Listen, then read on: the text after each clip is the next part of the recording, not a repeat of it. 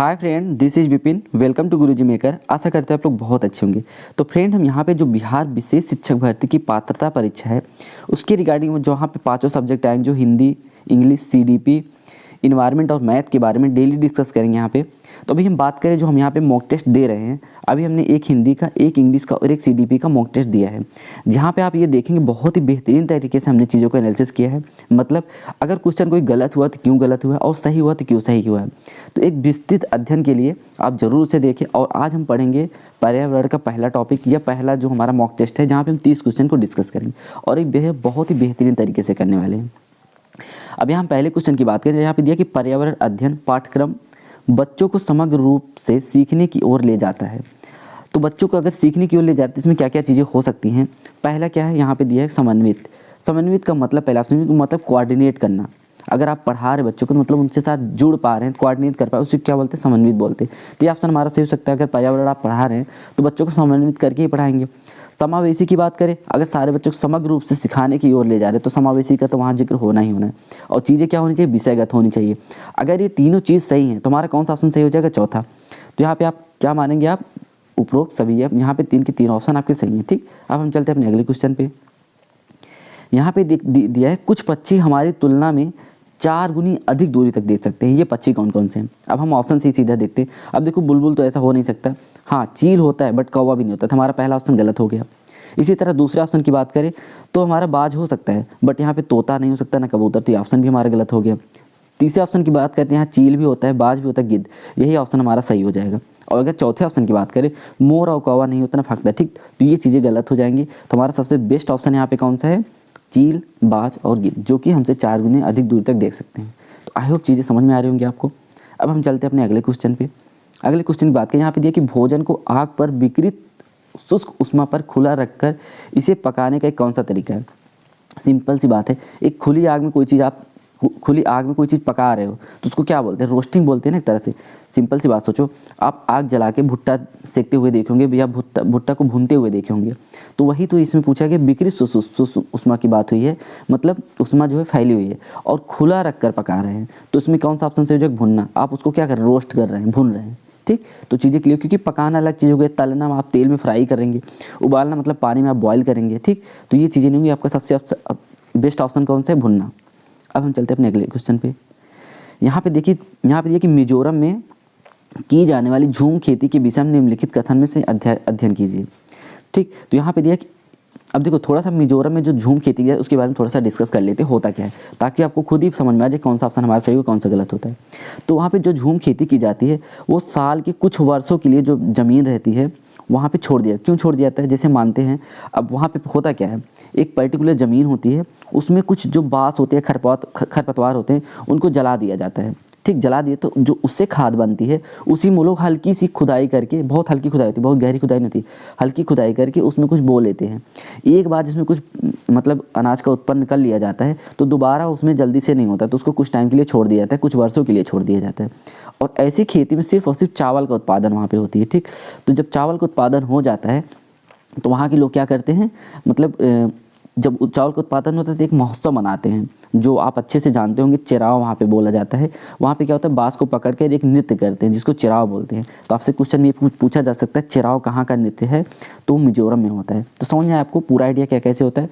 वहाँ पे बाँस और कुछ खरपतवारों को जला के खेती की जाती है और उसी जो राख होती है उसको खाद के रूप में यूज़ किया जाता है। और वहाँ पर बहुत हल्की जुताई होती है और वहाँ पर सिर्फ और सिर्फ चावल का प्रयोग होता है। एक बार खेती होने के बाद कुछ वर्षों के लिए उसको छोड़ दिया जाता है, क्योंकि वहाँ पे कुछ भी मतलब खाद पानी की मतलब बहुत ज़्यादा ज़रूरत पड़ती है, जो कि यूज नहीं करते हम। ठीक, तो ये हो गया। और चौथा चीज़ क्या है, लास्ट में जब चावल का खेती हो जाती है तो वहाँ पे एक महोत्सव बना जाता है जिसमें लोग क्या है, बाँस को पकड़ के एक नृत्य करते हैं, उस नृत्य को क्या कहते हैं, चिराव कहते हैं। अब आप यहाँ पे थोड़ा सा देख लीजिए। अब हम ऑप्शन चलते हैं, यहाँ क्या दिया है कि पहला ऑप्शन क्या है, एक फसल को काटने के पश्चात भूमि को कुछ वर्षों के लिए छोड़ दिया, जो कि बिल्कुल सही है। ठीक, हमने बताया। दूसरा क्या है, इस भूमि पर उगने वाले बाँस खरपतवार को काट कर जला दिया जाता है, ये भी हमारा ऑप्शन सही है। तीसरा क्या है, बीज बोने के लिए पहले भूमि की गहरी जुताई नहीं, ऐसा नहीं, हमने पहले क्या बताया था, गहरी जुताई नहीं, बहुत हल्की जुताई करके वहाँ पे क्या बोया जाता है, धान बोया जाता है। तो यह ऑप्शन हमारा गलत हो जाएगा। अब नीचे चलते हैं। डी क्या है, एक ही तरह के 3-4 एक ही खेत में 3-4 भिन्न-भिन्न प्रकार की फसलें उगाई जाती हैं, जो कि ये ऑप्शन गलत है, सिर्फ चावल उगाया जाता है। तो आप यहाँ पे देख सकते हैं कौन सा ऑप्शन हमारा पहला ऑप्शन और दूसरा ऑप्शन सही है, बाकी सारे क्या हैं, गलत हैं। तो अब हम चलते हैं अपने ऑप्शन पे, देखते हैं यहाँ पे क्या दिया है। पहला ऑप्शन है ABC, ABD, ये गलत हो जाएगा क्योंकि हमारा सिर्फ और सिर्फ A और B सही है। तो हमारा कौन सा ऑप्शन सही हो जाएगा, दूसरा। तो चीज़ें समझ में आ गई, हमने बहुत अच्छे से इसको बताया है। इससे रिलेटेड कोई भी क्वेश्चन आएगा आप कर लेंगे आसानी से। अब चलते हैं हम अपने अगले क्वेश्चन पे। यहाँ पे देखिए क्या लिखा गया है कि सबसे उचित विकल्प चुनकर उत्तर दीजिए। अब आपके क्वेश्चन क्या है पहले उसको देख लेते हैं। दिया है कक्षा 5 की शिक्षिका अपने शिक्षार्थियों को नीम की पत्तियाँ और आम की पत्तियाँ उपलब्ध कराती है तथा उनसे यह बताने के लिए कहती है कि ये किस तरीके से समान है और किस तरीके से परस्पर भिन्न है।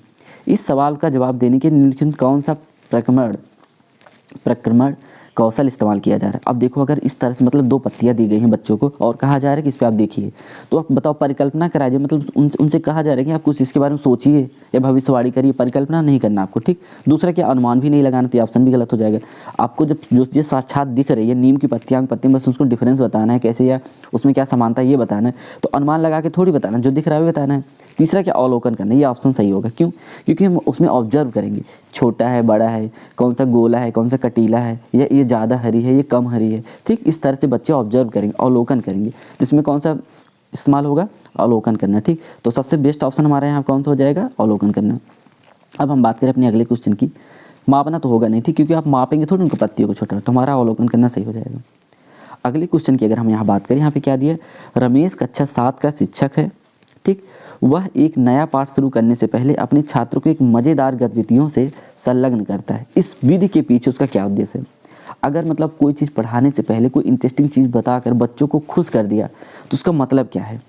अब बताओ, छात्रों को तनाव कम कर रहा है, बिल्कुल नहीं। आप वहाँ छात्र पढ़ने आते, तनाव कम करवाने थोड़ी आते हैं, ठीक। ये गलत हो जाएगा। दूसरा देखिए, कक्षा शुरू करने से पहले छात्रों को अनुशासन थोड़ी दे रहा है, वो तो उनको एंजॉय दे रहा है ना, एक मज़ेदार गतिविधि के थ्रू जिससे बच्चे खुश हो जा रहे हैं, तो ये भी गलत होगा। तीसरा, शिक्षक का कार्यभार का हो, अगर गतिविधि कोई करा रहा है, कोई एक्टिविटी करा है तो उसका कार्यभार कम थोड़ी बल्कि बढ़ गया।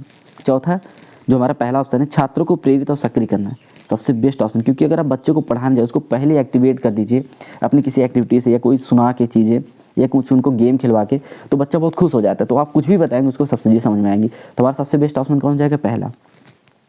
अब हम चलते हैं अपने अगले क्वेश्चन। यहाँ दिया है कि EVM का पाठ्यक्रम जो विषयों में विभाजित है, जो कि अधिगम के पहलू को विकसित करने की आवश्यक है, जिसे प्राथमिक स्तर बच्चों के लिए महत्वपूर्ण माना जाता है। अब सीधा सीधा यहाँ कहा गया कि जो हमारे EVS की थीम्स है वो कितने विषयों पर विभाजित है।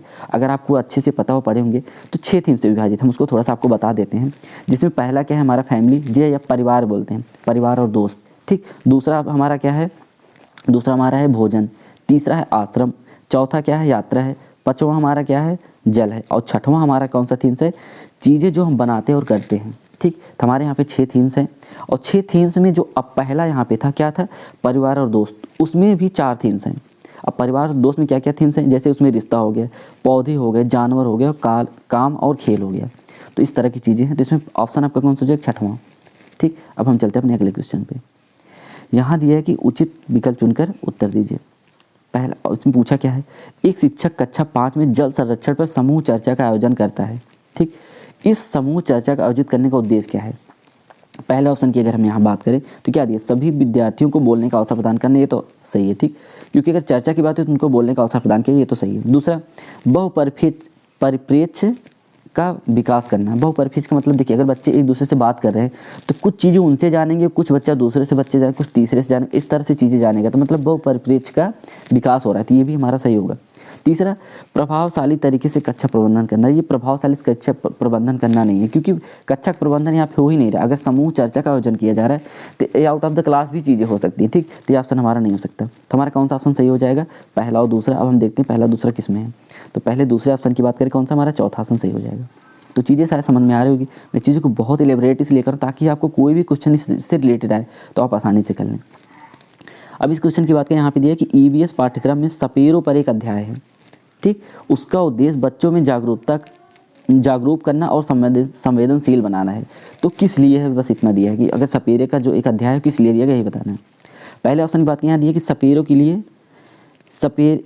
लिए है, क्योंकि इन दिनों बच्चे अक्सर उन्हें नहीं देखते हैं।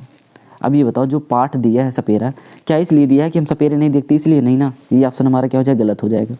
ठीक, दूसरे ऑप्शन की बात करें, अब वो किस लिए दिया, इसमें दिया कि क्योंकि सपेरे सांपों को नुकसान नहीं पहुंचाते और उन्हें अपनी आजीविका से वंचित करने से पहले विकल्पों को प्रदान करते हैं। ये ऑप्शन हमारा हो सकता है। ठीक, बट उससे पहले थोड़ा हम आगे देख लेते हैं हमारा कि हो सकता है क्या नहीं। ठीक, तो ये ऑप्शन हमारा हो सकता है। तीसरा ऑप्शन की बात करें, पशुपालन आजीविका का अच्छा स्रोत, इससे नहीं पशुपालन, क्योंकि अगर सपेरा सांप से हो सकता है अपनी जीविका चला, लेकिन उसे पशुपालन थोड़ी कहते हैं। ठीक, उसके बाद चौथा ऑप्शन क्या है, यह एक अवैध कार्य है, नहीं अवैध नहीं है, क्योंकि हर एक के लिए अपना अपना काम बटा हुआ है। सपेरा अपने हिसाब से ही मतलब जो भी चीज़ें कर सकता है वो करेगा, तो एक अवैध काम नहीं है। तो सबसे बेस्ट ऑप्शन कौन हो गया, ये हो गया।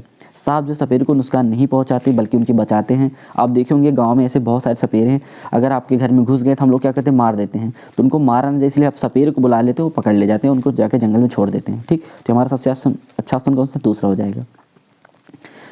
अब इस क्वेश्चन की हम बात करें, यहाँ पे क्या क्या दिया है कि जो व्यक्ति जंगल में कम से कम 25 वर्षों से रह रहे हैं उनका उस जंगल भूमि पर और उस पर पैदा होने वाले वस्तुओं का अधिकार है।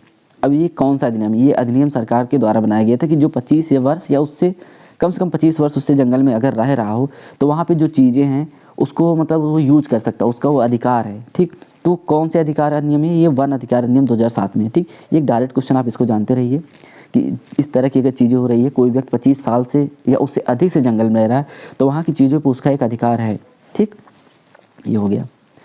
अगले क्वेश्चन की बात करें, यहाँ पे क्या दिया है, रीमा ने कक्षा 4 के छात्रों को पानी के साथ प्रयोग, एक अध्याय है पानी के साथ प्रयोग, अध्याय पढ़ाने के बाद एक परीक्षा लेती है। उसमें देखा कि ज़्यादातर बच्चे बहुत कम अंक मिले, तो इसका क्या मतलब है।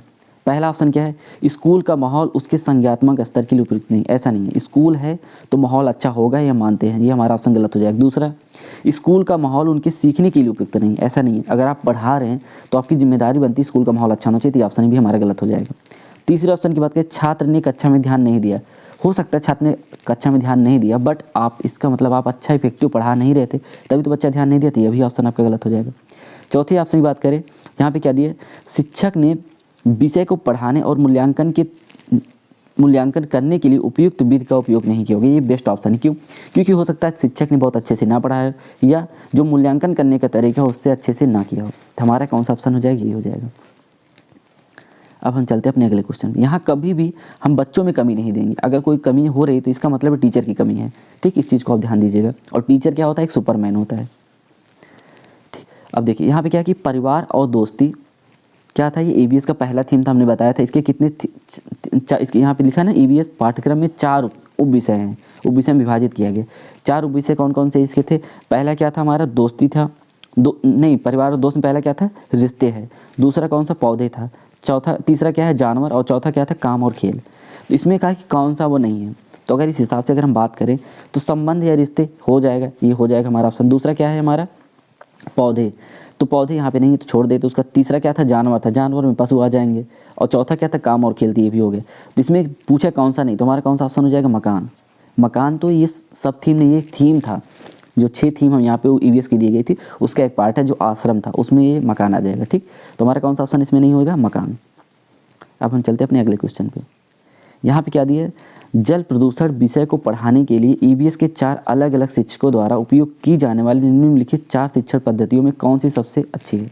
ठीक, जल प्रदूषण को पढ़ाया जा रहा है और उसमें ये कहा जा रहा है कि 4 शिक्षक अलग अलग पढ़ा रहे हैं, तो जो चारों शिक्षक ने अलग यहाँ पर पढ़ाया है उसमें चारों में सबसे बेस्ट पद्धति क्या है, आपको चूज करना है। ठीक, पहला क्या है, सभी प्रश्नों का बोलकर उत्तर देना। तो ठीक है, ये हो सकता है बट इतना नहीं, क्योंकि प्रश्नों को उत्तर आप बोल रहे हो तो बच्चा से सुनेगा, समझ लेगा बस। ठीक, तो ये ऑप्शन नहीं हो सकता है। लास्ट ऑप्शन की बात करें, यहाँ पे देखिए, विषय पर एक संगोष्ठी आयोजित करना। विषय संगोष्ठी मतलब एक वहाँ मीटिंग बैठा के सारी चीज़ समझाना, तो बच्चे मतलब बहुत हाई लेवल हो जाएगी, बच्चों के लिए सही नहीं है। तीसरा चीज़ क्या है, छात्रों को उनके क्षेत्रों के विभिन्न प्रकार के जलों के नमूने इकट्ठा करने के लिए कहना। अभी बताओ, हम बताए ना टीचर एक सुपरमैन हो, तो आप छात्रों से ज़्यादा कुछ नहीं करवाओगे। हाँ, एक्टिविटी में उनको इन्वॉल्व कर सकते हो, लेकिन वो जाके नमूने इकट्ठा करें, आसपास की चीज़ों को देखें, और उतना ऑब्जर्व नहीं कर पाएंगे वहाँ पे, क्योंकि बच्चे हैं। ठीक, तो ये भी ऑप्शन गलत हो जाएगा। सबसे बेस्ट ऑप्शन अगर यहाँ पे बात करें, हालांकि ये एक तरह से सही है बट उतना सही नहीं। क्यों, क्योंकि पहला सही है और दूसरा ऑप्शन यहाँ सबसे अच्छा है। क्यों, जल प्रदूषण पर एक डॉक्यूमेंट्री दिखाया जाए। डॉक्यूमेंट्री मतलब एक बड़े सी स्क्रीन पे या टीवी पे या लैपटॉप पे कहीं भी बच्चों को डॉक्यूमेंट्री दिखाया जाए कि हाँ, जल प्रदूषण से क्या क्या चीज़ें हो सकती, क्या क्या हानिकारक है। तो बच्चा, हम बताए ना, जितनी ज़्यादा सेंसेस का यूज करेगा इंद्रियों का, उतना ज़्यादा चीज़ों को सीखेगा। तो इसमें बच्चा अधिकतर सेंसेस का यूज करेगा, अधिकतर इंद्रियों का अपने यूज करेगा। क्यों? क्योंकि बच्चा देखेगा, सुनेगा, महसूस करेगा, 2 से 3 इंद्रियों का यूज करेगा। तो सबसे ज़्यादा बेस्ट ऑप्शन हमारा कौन सा हो जाएगा? जल प्रदूषण पर एक डॉक्यूमेंट्री दिखाना सबसे अच्छा ऑप्शन ही हो जाएगा। ठीक, अब हम चलते हैं अपने अगले क्वेश्चन पे। यहाँ दिया कि विद्युत धारा को पता लगाने के लिए कौन सा उपकरण कहते हैं? इसको मतलब ज़्यादा सोचना नहीं, तो गैल्वेनोमीटर होता है। ठीक, ऊंचाई मापक ऊंचाई मापने के लिए होता है। ट्यूबमीटर ट्यूब का परीक्षण करने के लिए। फायदोमीटर गहराई मापने के लिए होता है। ठीक, इससे क्या मापा जाता है? गहराई। तो यहाँ पे सबसे अच्छा ऑप्शन आपका क्या है? गैल्वेनोमीटर। ठीक, विद्युत धारा को मापा जाता है। अब हम चलते हैं अगले क्वेश्चन पे। यहाँ दिए कि पौधे ग्लूकोज को किस रूप में स्टोर करते हैं? अब यहाँ पे बहुत सारे ऑप्शन, लेकिन आपको पता होना चाहिए पौधे जो स्टार्च के रूप में उसको स्टोर करते हैं। ठीक, ये डायरेक्ट क्वेश्चन था, इसमें ज़्यादा बताने की जरूरत नहीं, इसलिए हम आगे बढ़ते हैं। अगले क्वेश्चन की बात करें, यहाँ पे दिया है कि एक डॉक्टर एक बच्चे की माँ को निम्नलिखित चीज़ बताता है। क्या बता रहा है बच्चों के बारे में? उसके बच्चे की हड्डियाँ नरम हो गई हैं। मतलब बता रहा है, उस माँ को बता रहा है, जो उसका बच्चा बीमार, बता रहा है कि आपके बच्चे की हड्डियाँ जो है नरम है। दूसरा क्या है? बच्चा जो है विटामिन डी की कमी से पीड़ित है। तीसरा क्या है? बच्चे के शरीर को कैल्शियम और फास्फोरस जैसे खनिजों की आवश्यकता है। चौथा क्या है? दूध और उत्पादों से कैल्शियम आता है। ठीक, तो इसका मतलब क्या? अगर इतनी चीज़ें बता रहा है वो, तो वो बच्चा किस चीज़ से पीड़ित होगा? अब आप बताओ, सारी चीज़ें की दिक्कत तो किसी रिकेट से होगा ना। उसकी हड्डियाँ कमज़ोर है, विटामिन डी की कमी है, दूध और उसके उत्पादों से कैल्शियम आता है, उसको बता रहा है कि इसको खिलाइए आप। ठीक, खनिज पदार्थ कमी, तो क्या हो जाए? रिकेट्स हो जाएगी। एनीमिया की बात करें तो जो खून की कमी से होने वाला रोग उसको एनीमिया बोलते हैं। ये इसको बोलते हैं क्वाशियोकोर बोला जाता है। तो इस तरह की बीमारी में क्या होता है? बच्चे का जो लीवर है वो डैमेज हो जाता है, या उसकी आँत जो उसमें सूजन आ जाता है। तो इसमें क्या होता है? बच्चा बहुत ही कमज़ोर हो जाता है, उसकी वृद्धि नहीं होती, मतलब डेवलपमेंट रुक जाता है, बहुत पतला हो जाएगा, उसकी लंबाई नहीं बढ़ेगी, तो उसको क्वाशियोकोर बोलते हैं। ठीक, तो ये हो गया वो। इसके बाद थोड़ा सा हमें नहीं पता है, बट आप रिकेट्स यहाँ पे बेस्ट ऑप्शन होगा। अब हम चलते हैं अपने अगले क्वेश्चन पे। यहाँ पे अगर हम बात करें, क्या दिया? निम्नलिखित में कौन सी बीज खाद बनाने के लिए केचुआ का उपयोग करती है? तो इसमें कुछ ज़्यादा सोचना नहीं, सबसे क्या है? क्रीमी कंपोस्टिंग होता है, इसका ऑप्शन यही माना जाएगा। ठीक, अब हम चलते हैं अगले क्वेश्चन पे। इसको आप देख लीजिएगा, इसमें कुछ ज़्यादा है नहीं बताने, इसलिए ये बस आप अंदर जानिए क्रीमी कंपोस्टिंग होता है। ठीक, या इसको वर्मी कंपोस्टिंग भी कहते हैं। अब हम चलते हैं अगले क्वेश्चन पे। यहाँ क्या दिया है कि बहु सिलेंडर डीजल में सिलेंडरों के किस कारण से एक विशेष अनुक्रम प्रज्वलित किया जाता है? अब देखो, बहु सिलेंडर का मतलब क्या है? इसका हम सीधा एग्जांपल लेंगे ट्रैक्टर से। आप सुने होंगे कि 1 सिलेंडर का ट्रैक्टर है, या 2 सिलेंडर का, या 3 सिलेंडर का ट्रैक्टर है, या हमें ये बोला जाता है कि ये 3 सिलेंडर का इंजन इसमें लगा हुआ है, 2 सिलेंडर का। तो वो जो उस सिलेंडर का लगा हुआ यहाँ पे बहु सिलेंडर का यूज हुआ, वो किस लिए हुआ? यहाँ पे पूछा है। तो पहला ऑप्शन क्या है? ईंधन की खपत को कम करने के लिए। नहीं, अगर सिलेंडर ज़्यादा लगे इसका मतलब ईंधन की खपत ज़्यादा होगी, तो कम तो होगा नहीं, ऑप्शन गलत हो जाएगा। तीसरा क्या है?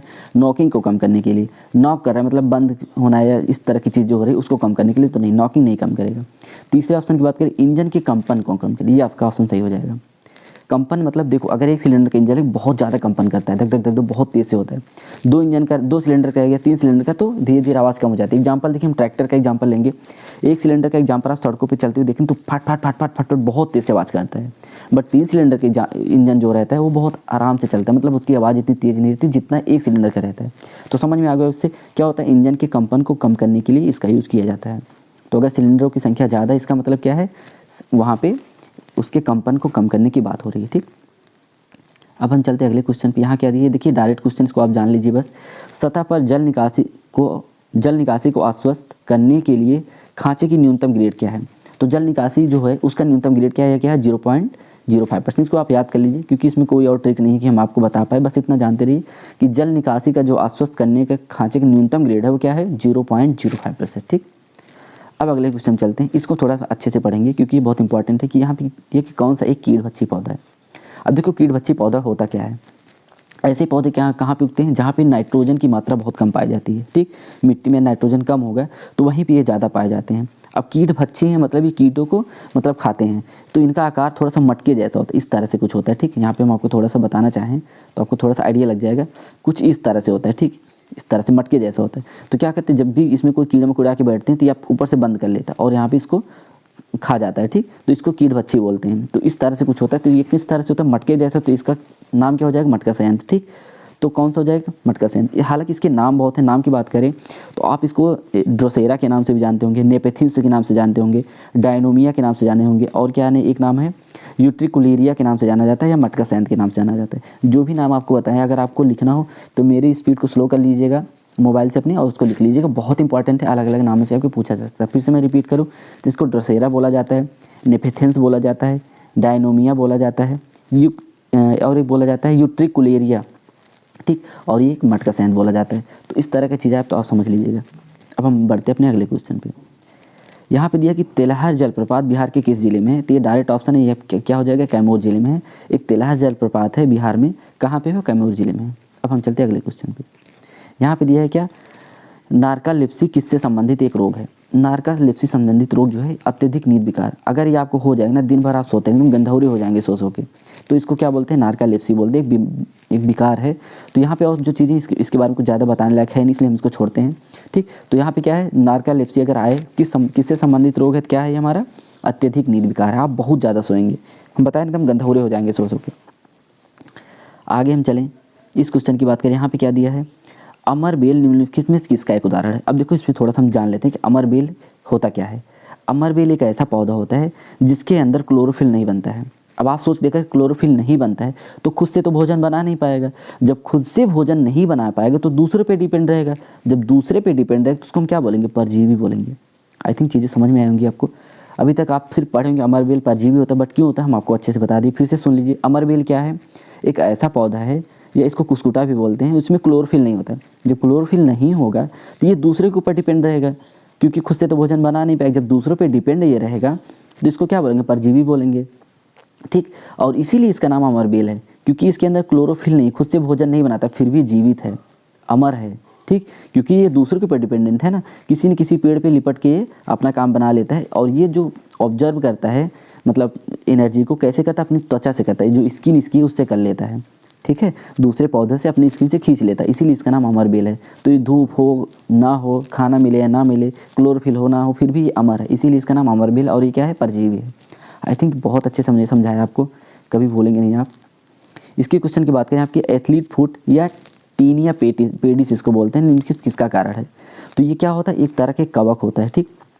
अब ये फैलता कैसे है, ये जो हम मतलब कोई दूषित तौलिया हो गई, गीला जो थोड़ा सा जिसमें नमी हो, या कोई फर्श हो गया, या जूते से कोई फैला दी जैसे गंदगी, इससे होता है। ये किसी की भी हो सकता है, ये हमारे जो त्वचा की स्किन पे होता है, तो इसीलिए इसको क्या बोलते हैं, एथलीट फूड बोलते हैं, ठीक। तो समझ आ गया, इससे किससे होता है, ये कवक से होता है। अब हम चलते हैं अगले क्वेश्चन पे। यहाँ पे देखें क्या दिया है, वायुमंडल की इनमें से किस परत में ओजोन परत है। तो ये सबको पता होगा, समताप मंडल में, बट यहाँ पे थोड़ा सा और एक हिंट दे दिया है, जो अल्ट्रावायलेट यूवी प्रकाश को अवशोषित करने के लिए जिम्मेदार है। तो कौन सा मंडल है, वो समताप मंडल है। हालांकि अब देखो वायुमंडल के बारे में जो यहाँ पे मंडल्स हैं हम आपको एक वीडियो में बता देंगे, ताकि यहाँ से कोई भी क्वेश्चन मिस ना हो। अब यहाँ पे आप प्रैक्टिस करें तो थोड़ा सा मॉक टेस्ट में देख लीजिए, जैसे कुछ एग्जाम का डेट वगैरह आ जाता है तो हम कुछ टॉपिक जो बहुत इंपॉर्टेंट होंगे उनको छोटा 8 से 10 मिनट का वीडियो बना के हम डिटेल में एनालिसिस कर देंगे, आपको चीज़ें समझ में आ जाएंगी, ठीक। तो यहाँ पे कौन सा हो जाएगा, समताप मंडल हो जाए। और उसी समताप मंडल में हमारा क्या होता है, वायुयान उड़ता है, जहाज उड़ता है। तो आपसे क्वेश्चन पूछा जा सकता है किस मंडल में जहाज उड़ता है, तो किस मंडल में, समताप मंडल में, ठीक। अब हम चलते हैं अगर यहाँ पे देखिए क्षोभ मंडल की बात करें, जितनी भी मतलब हमारे धूप हो रहा है, बादल हो रहा है, बारिश हो रही है, किस मंडल में होता है, क्षोभ मंडल में, तो आप जानते रहिएगा, ठीक। और समताप मंडल में क्या होता है, अल्ट्रावायलेट जो हमारा ओजोन लेयर है वो यहाँ पे, और दूसरा जहाज उड़ता है यहाँ पे। अब इस क्वेश्चन की बात करें, यहाँ पे क्या दिया है, व्यक्तियों और सामाजिक समूहों को सामाजिक मूल्यों को प्राप्त करने के लिए क्या मदद करता है, या उसमें विशेष योगदान किसका है। तो अगर हम बात करें, अगर मतलब व्यक्तियों के सामाजिक समूहों को, एक पर्टिकुलर बहुत सारे लोग की बात हो रही है, समूह की बात हो रही है, तो वहाँ पे पर्यावरण के प्रति जागरूकता हो सकता है, बट ये इतना इंपॉर्टेंट नहीं होगा, ठीक। क्योंकि जागरूकता अलग चीज़ है, आप पेड़ पौधों को बचाओगे, जानवरों को बचाओगे, बट यहाँ पे व्यक्तियों की सामाजिक समूहों की बात हो रही है, ठीक। सामाजिक मूल्यों को प्राप्त करने की बात हो रही है, तो वहाँ पे जागरूकता की बात नहीं होगी, पर्यावरण ज्ञान की भी आवश्यकता नहीं है, ठीक। अगर आपको पर्यावरण को बचाना है, पेड़ लगाना है या जानवरों की हेल्प करना है, तो पर्यावरण के ज्ञान जरूरी नहीं है, आप कर सकते हैं ऐसे ही। चौथा क्या, पर्यावरणीय कौशल जो नहीं, अगर से पेड़ के बारे में आपको कैसे लगाया जाता है, क्या खाद पानी देना है, ये नहीं रहेगा ना, तब भी पेड़ पौधे लगते हैं। या जानवरों को कैसे बचाना चाहिए, आप अपनी कुछ जो भी चीज़ें आप थोड़ी बहुत जानते हो उससे बचा सकते हैं, तो इसके लिए कौशल की आवश्यकता नहीं पड़ती है, ठीक। तो चौथा क्या हमारा ऑप्शन यहाँ पे हो जाएगा, पर्यावरणीय दृष्टिकोण। आपका दृष्टिकोण सही होना चाहिए पर्यावरण के प्रति, तभी आप सामाजिक मूल्यों को यहाँ पे प्राप्त कर पाएंगे। यहाँ पे यही दिया कि सामाजिक मूल्यों को प्राप्त करने कैसे कर पाएंगे, जब आपका पर्यावरणीय दृष्टिकोण हो, मतलब आप पर्यावरण के जो इम्पोर्टेंस थी उसके बारे में आपको समझ हो कि हाँ क्या चीज़ें होती हैं, ठीक। तो ये हो गया। अब हम चलते हैं अगले क्वेश्चन में। यहाँ पे क्या दिया है कि ईवीएस के शिक्षण को प्रक्रिया कौशल को प्रोत्साहित करना चाहिए, ठीक। ठीक। ईवीएस के यहाँ पे शिक्षक होना चाहिए था, शायद शिक्षण हो गया। शिक्षक को प्रक्रिया कौशल के प्रोत्साहित करना चाहिए जो जांच आधारित व्यवहारिक सीखने के मूल है। निम्नलिखित में कौन सा ऐसा कौशल नहीं है?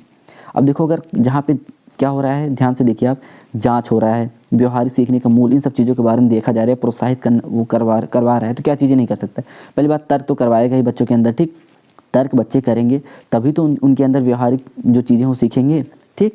दूसरा क्या, भविष्यवाणी भी मतलब बच्चे जो प्रिडिक्ट करेंगे, सर अगर हम मतलब पानी देंगे तो पौधे बड़े हो जाएंगे, जानवर को मतलब खाना खिलाएंगे तो जानवर हमको दूध देगा, तो इस तरह की भविष्यवाणी मतलब कह सकते हैं ना। वहाँ पे तो हो नहीं रहा, बट हम भविष्यवाणी कर सकते हैं कि ऐसी चीज़ें। अवलोकन मतलब ऑब्जर्व करना, ये भी सही ऑप्शन है। तो कौन सा नहीं होगा? दृढ़ निश्चय।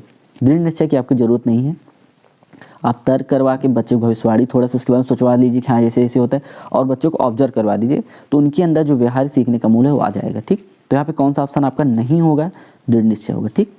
अब हम चलते हैं अगले क्वेश्चन पे। यहाँ पे क्या दिया है? सामाजिक और राजनीतिक जीवन की पाठ्यपुस्तक को विकसित करते समय निम्नलिखित में किस दृष्टिकोण पर विचार किया जाना चाहिए, ठीक। तो यहाँ पे अगर हम पहले चीज़ की बात करें, यहाँ पे क्या दिया है? यहाँ पे दिया कि मूर्त उदाहरण और अनुभव का उपयोग करना चाहिए, ठीक है। जो दिख रहा है उसी तरह उदाहरण और अनुभव का उपयोग हमें करना चाहिए, क्योंकि अगर सामाजिक और राजनीतिक जीवन में पाठ्यपुस्तक का क्या दृष्टिकोण होना चाहिए, उसके बारे में क्या है? मूर्त उदाहरणों और अनुभव का उपयोग करके सीखना चाहिए, ठीक है। दूसरा क्या है? तथ्यों और आंकड़ों के आधार पर अवधारणा के माध्यम से सीखना, ऐसा नहीं है, क्योंकि तथ्य की क्या ज़रूरत है आपको? सामाजिक और राजनीतिक जीवन के बारे में अगर किसी पाठ्यपुस्तक को आपको विकसित करना है तो उदाहरण अनुभव को ही देखेंगे ना, कि उसको आंकड़ों को जाके देखेंगे, उससे हमें कोई मतलब नहीं था। हमारा कौन सा ऑप्शन सही हो जाएगा? यहाँ पे देखते हैं, पहला, केवल एक, ठीक। अब हम चलते हैं अपने अगले क्वेश्चन पे। अब यहाँ पे दिया है कि सतत और व्यापक मूल्यांकन के द्वारा मुख्य रूप से किसको आप बढ़ावा देना चाहिए? अगर आप सतत और व्यापक मूल्यांकन कर रहे हैं तो क्या होगा? बच्चों के बीच प्रतियोगिता नहीं, प्रतियोगिता थोड़ी करवा रहे हैं बच्चों के बीच, ऐसा तो होगा नहीं। ये निगेटिव वर्ड, वैसे प्रतियोगिता आगे निगेटिव वर्ड हो गया। शिक्षकों के बीच प्रतिस्पर्धा, ये भी नहीं है, शिक्षक आपस में कंपटीशन थोड़ी करेंगे, ठीक। चौथा क्या? तीसरा क्या? बच्चों में शैक्षणिक उत्कृष्टता, मतलब बच्चों की शिक्षा में क्या मतलब लाभ हो रहा है, क्या हानि हो रहा है, ये हो सकता है, बट उतना इंपॉर्टेंट नहीं। यहाँ पे चौथा ऑप्शन क्या हो जाएगा? समावेशी शिक्षा का मतलब क्या है? अगर सतत और व्यापक मूल्यांकन आप कर रहे हैं बच्चों का, तो एक बच्चे का तो करेंगे, हर एक बच्चे करेंगे। जब हर एक बच्चे का लगातार और अच्छा मूल्यांकन आप कर रहे हैं तो उसके हिसाब से आप उनको शिक्षा देंगे। हर एक बच्चे के हिसाब से एक जन को अलग अलग शिक्षा देंगे, तो इंडिविजुअल जो डिफरेंस है वो कम हो जाएगा। तो मतलब क्या हो गया? समावेशी शिक्षा आप दे रहे हैं ना, सबको साथ लेके चल रहे हैं। तो जहाँ सबको साथ लेके चलने की बात हो जाए वहाँ कौन सी शिक्षा होगी? समावेशी शिक्षा। तो कौन सा ऑप्शन हमारा सही हो जाएगा? चौथा, ठीक। अब हम चलते हैं अपने आखिरी क्वेश्चन पे। यहाँ पे क्या है? ग्रीन हाउस गैसों का उत्सर्जन निम्नलिखित में से किस प्रकार के विकिरण से होता है? तो ये डायरेक्ट क्वेश्चन है, ये औरत होता है, ठीक, जिसको बोलते हैं इंट्रावायलेट रेडिएशन, ठीक, ये हो गया। तो यहाँ पे देखा जाए 30 क्वेश्चन का डिस्कस बहुत अच्छे तरीके से किए हैं। कुछ चीज़ों को हम बहुत अच्छे से बताएं, क्योंकि अगले सेट में या कहीं वो दूसरा इधर उधर करके पूछे तो आप आसानी से उसको सॉल्व कर सकते हैं। तो आशा करते हैं मेरे द्वारा बताई गई सारी चीज़ आपको समझ में आएगी। फिर भी कोई कन्फ्यूजन हो आप हमसे कमेंट बॉक्स में ज़रूर पूछिए, या आप हमसे कुछ एक्स्ट्रा चाहते हो कि इस तरह की चीज़ें हों, तो वो भी चीज़ें हम करने की कोशिश करेंगे। तो एक अच्छे और बेहतर कंटेंट के लिए हमारे साथ बने रहें, और आपको सच में मेरी वीडियो अच्छी लग रही है तो मेरे चैनल को लाइक, सब्सक्राइब और शेयर करते रहें। Thank you. जय हिंद।